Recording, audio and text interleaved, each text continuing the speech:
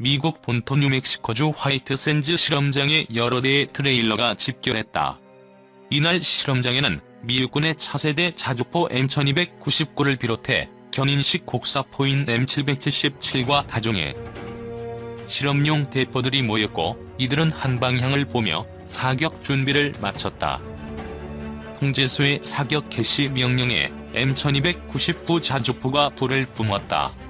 이 자주포에서 발사된 포탄은 매우 빠른 속도로 표적을 향해 날아갔는데, 놀랍게도 표적은 지상의 고정 표적이 아니라 움직이는 물체, 그것도 순항미사일이었다. 자주포가 순항미사일을 향해 요격탄을 발사하는 전례 없는 일이 벌어진 것이다. 더욱 놀라운 것은 자주포에서 발사된 포탄은 일반적인 포병 탄약이 아닌 편전, 가치 작은 강철 화살이었고, 이 화살은 마하 5의 속도로 날아가 표적으로 지정된 마하 0.8 속도의 소형 무인 표적기 PQM-167A를 정확하게 꿰뚫어 파괴했다. 초고속으로 날아가는 포탄. 인류 역사상 곡사 탄도를 갖는 화포로 대공사격을 했던 적은 찾아보기 어렵다. 2차 세계대전 때 포구 초속이 빠른 대공포를 대전차 포로 전용해 사용하는 경우는 많았지만, 탄속이 비교적 느리고 탄도가 포물선 형태를 그리는 곡사포를 대공용으로 사용하는 것은 불가능에 가깝다. 그런데 미군이 곡사포를 대공포로 전용하는 실험에 성공한 것이다. 이날 M1299 자주포가 사격한 포탄은 BAE 시스템즈에서 개발한 HVP였다. 이 포탄은 이름 그대로 초고속으로 날아가는 포탄이다. 이날 미 육군과 함께 실험을 주관한 BAE 시스템즈 관계자는 신형 포탄은 ABMS의 통제를 받아 곡사포에서 발사되며 마하 5의 속도와 100마일 이상의 사정거리, 높은 정밀 유도 능력을 가지고 있다면서, 현재 이 포탄의 가격은 $86,000 수준이지만 대량 양산될 경우 더 저렴한 가격에 공급이 가능하다고 말했다. HVP는 미군이 레일건이 실패에 대비한 일종의 보험으로 2010년대 초반부터 개발을 진행해온 무기다. 전차포가 발사하는 날개 안정식 절갑탄이 발사 직후 외피를 분리한 뒤 길고 가느다란 탄심을 마하 4 이상의 속도로 가속하는 것에서 차간에 가늘고 긴 탄심을 고성능 장약으로 초고속 사출하는 방식의 무기다. 미군은 이 포탄에 몇 가지 신기술을 적용했다. 공기 저항을 최소화할 수 있는 신기술과 더불어 이 탄심을 초고속으로 발사할 수 있는 고성능 추진 장약, 그리고 이 장약의 엄청난 폭발 압력을 견뎌낼 수 있는 주포가 이 기술의 핵심이다. HVP 포탄은 155mm 곡사포용과 127mm 한포용 두 가지가 모두 개발되고 있는데, 미군은 이미 수백 차례의 시험 발사를 통해 이 포탄의 성능과 신뢰성을 입증했고, 이제는 순항미사일과 같은 소형, 고속 표적 요격 실험까지 나서고 있다. 미군은 곡사포와 한포에서 운용되는 이 HVP를 이용해 통상적인 포격 임무를 수행하는 것은 물론, 이동하는 적 표적, 즉 차량과 군함을 타격하고 심지어 항공기는 물론 전술 탄도탄까지 요격할 구상을 하고 있다. 포탄의 속도가 마하 5 수준의 극초음속이기 때문에 표적 획득과 추적, 유도만 뒷받침해준다면 해볼 만한 도전이라는 것이 미 육군의 판단이다.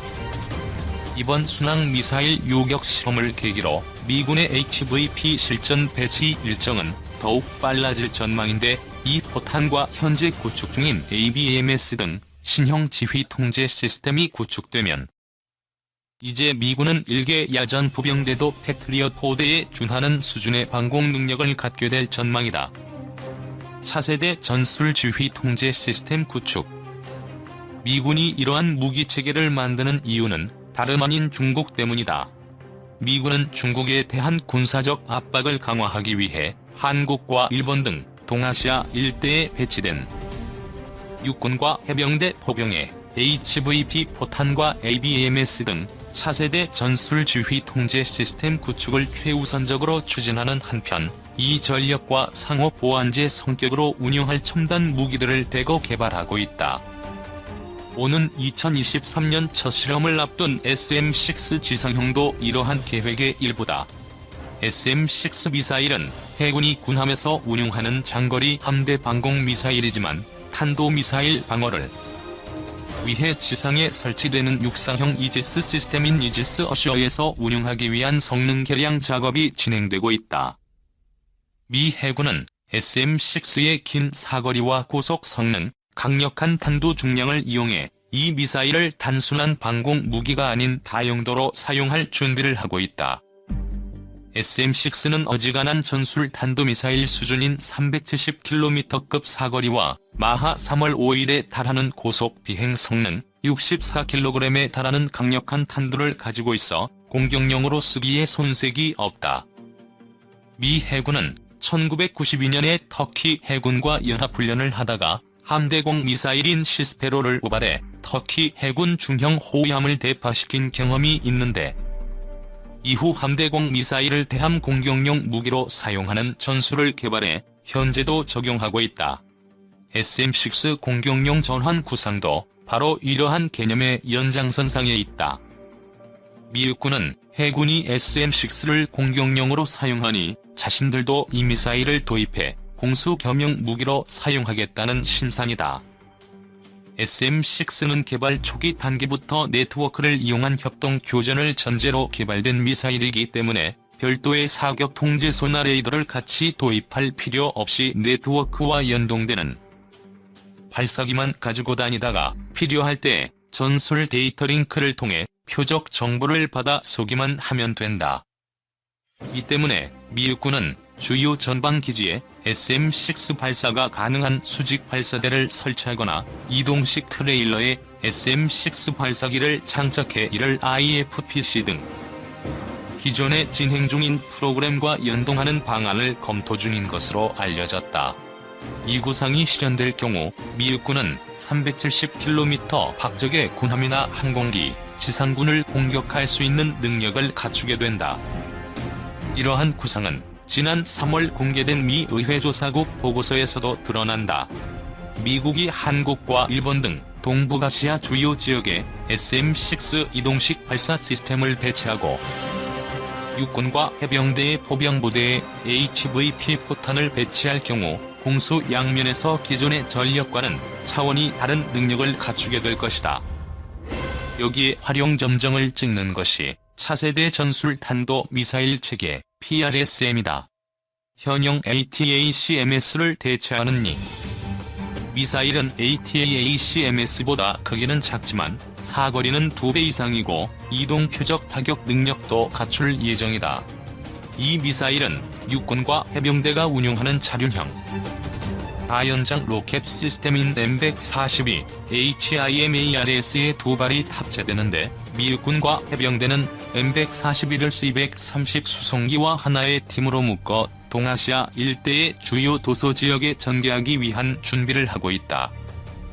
M142는 C-130 수송기에 실려 활주로가 있는 곳이라면 어디든 전개돼 15분 내에 두 발의 PRSM 미사일을 쏘고 다시 섬을 벗어나는 치고 빠지기 전술 구사가 가능하다.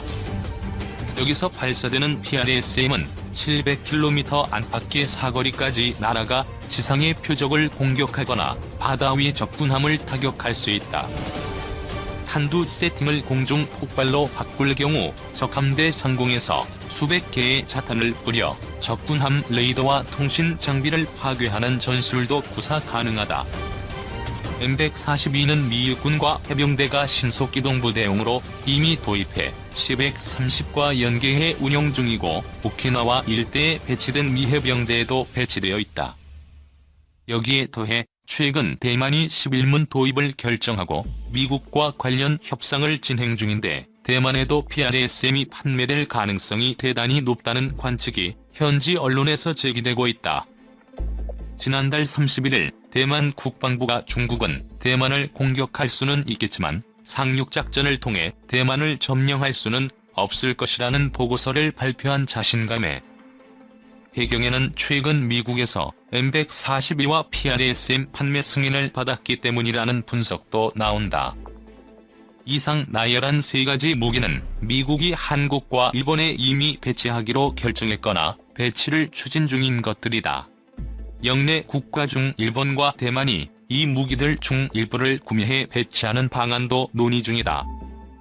HVP 포탄은 2에서 3년 이내에 SM-6 지상 발사 버전은 2023년에 PRSM은 2022년부터 실전에 배치될 예정이므로 이들 무기 체계들이 초기 작전 능력을 갖추는 시기는 2020년대 중반이다.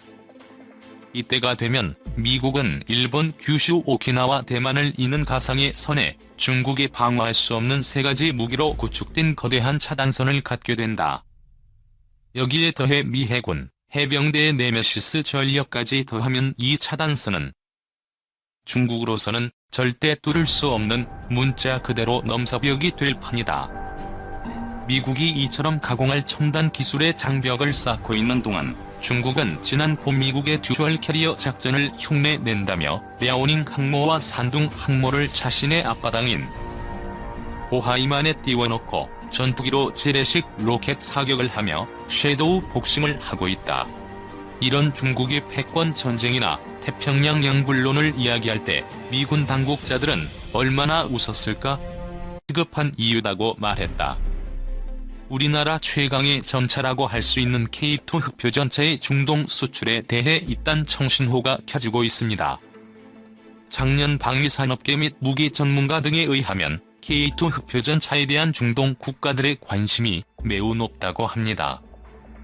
K2 흑표전차는 전차의 심장이고 할 수 있는 변속기와 엔진 조합의 파워팩에 대한 이슈로 10여 년 동안 논란이 있어 2차 양산이 지연됐었습니다.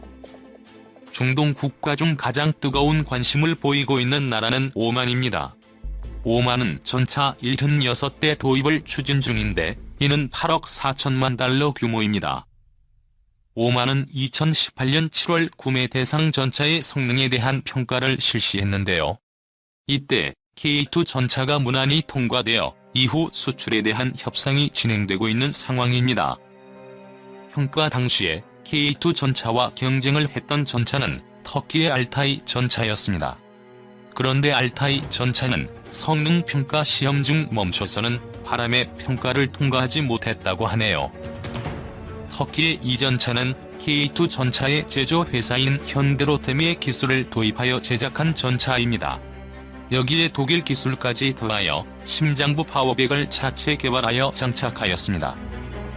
하지만 터키 입장에서는 정말 안타깝게도 결국 주행 중 자동이 중지되는 결과를 낳았네요. 반면 우리 K2 흑표전차는 주행시험을 무난하게 통과하였습니다. 그리고 2018년 10월경 국내 방위산업 전시회인 DX 코리아에서도 화끈한 화력 시범을 승진 훈련장에서 보여줌으로써 또 한 번 긍정적인 평가를 받았습니다.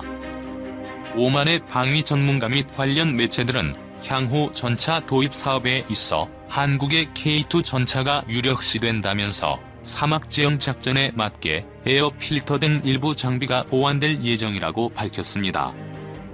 또한 사우디아라비아 역시 전차 300여 대 도입을 추진 중인 것으로 알려졌는데요.